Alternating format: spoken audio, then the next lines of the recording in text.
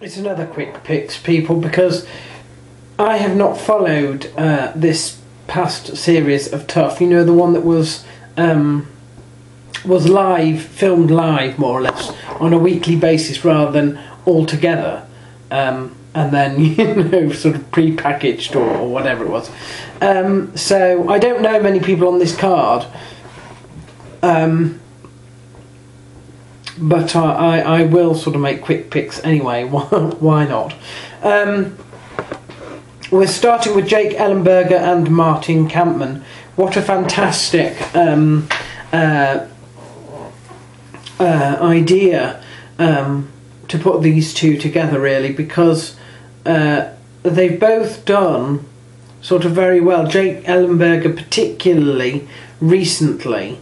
Martin Kampmann sort of he did well, then he went through a sort of tough spell, didn't he? Putting them together is going to be really interesting. Jake Ellenberger actually has the better record and the longer experience. I think I err towards him winning this one. Yeah, I think that could be fight of the night. I think it will be. I think they'll probably be both bonus winners anyway. John Albert and Eric Perez. I'm going to go for John Albert on that, even though Eric Perez seems to have a better record. I think it's just that John Albert might be better, sort of well-rounded rather than sort of stuck on striking. Jeremy Larson and Joe Proctor are next, and this is striker versus groundsman. I'm going to go for Joe Proctor on that. The next one, Cristiano Marcello and Sam Sicilia. Again, this is striker versus groundsman, and I think I'm going to go on Cristiano Marcello on that. There is some wrestling apparently in Sam's background, but there we are, made my decision. Miles Jury and Chris Saunders. Miles Jury has a perfect record according to this. I'm going to go for him on that.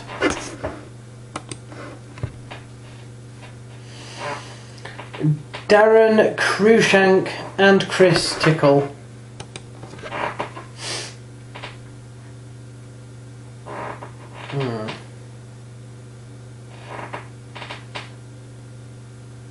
I haven't got a clue.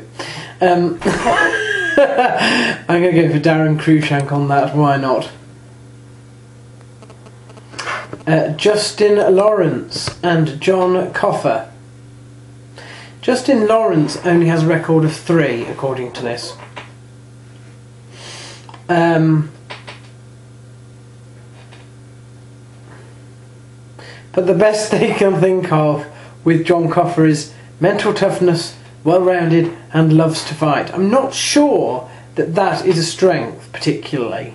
Loves to fight. I'm sure they all love to fight. That's why they do it, isn't it? I'll go for Justin Coffer. For Justin Coffer. Yes, that's a nice sort of melee of them both. No, I shall go for John Coffer. He's got a record of 7-2 according to this. Justin only a record of 3.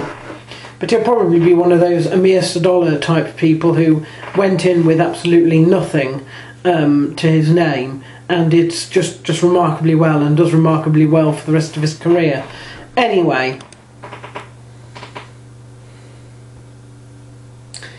and then there's Max Holloway and Pat Schilling.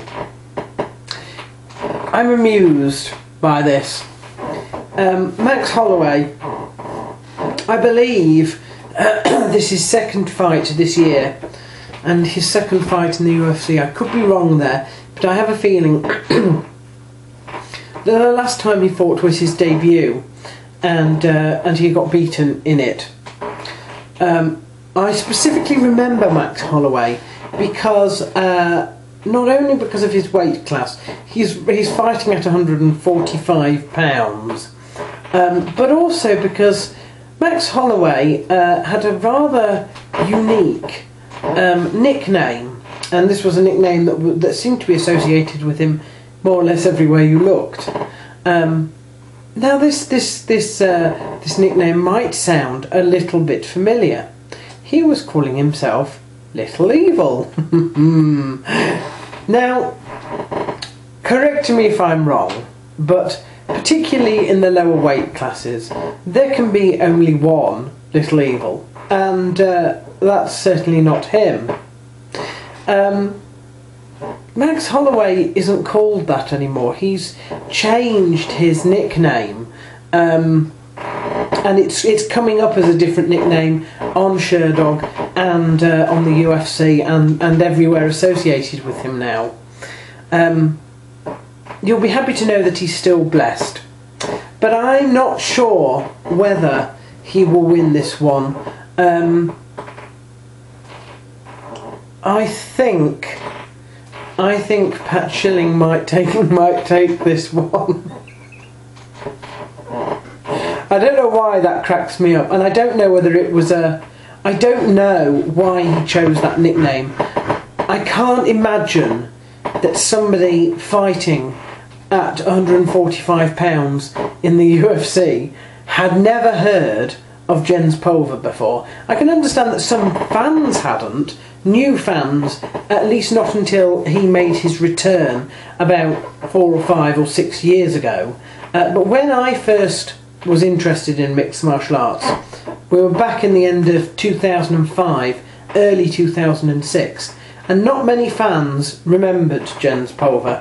And then he came back and he was on Tough, and now everybody remembers him, or rather, they probably know him more now than for what he did before. Consequently, anybody 4 or 5 years later going into the UFC, I can't imagine that they have never heard of him, and don't know of him, and don't know of his nickname.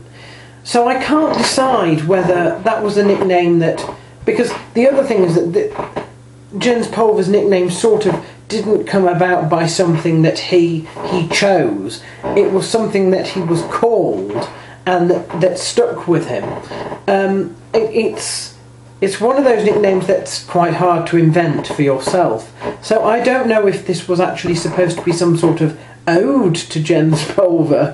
Perhaps he's a Pulver fan. I don't know, and thought he would take that nickname. But it struck me as being very, very strange, indeed. So you know, he has changed his ways. I wonder if he can change his ways and win or not. Right, moving on.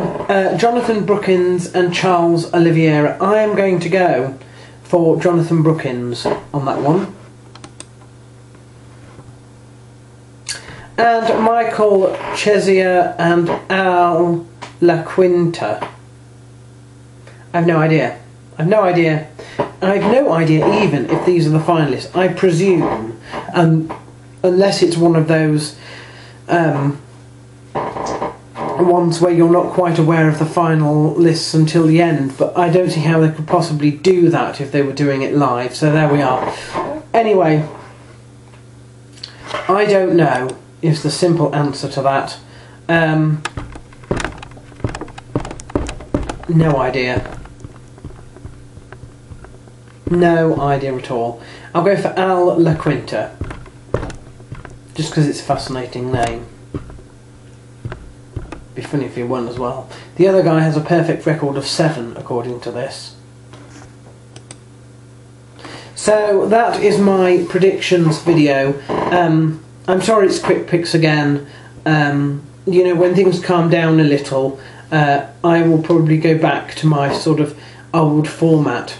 But until then, enjoy the unorthodox, so to speak, nature of these quick pick predictions, where I don't even do much research. At least nobody can fault me for the research I do now.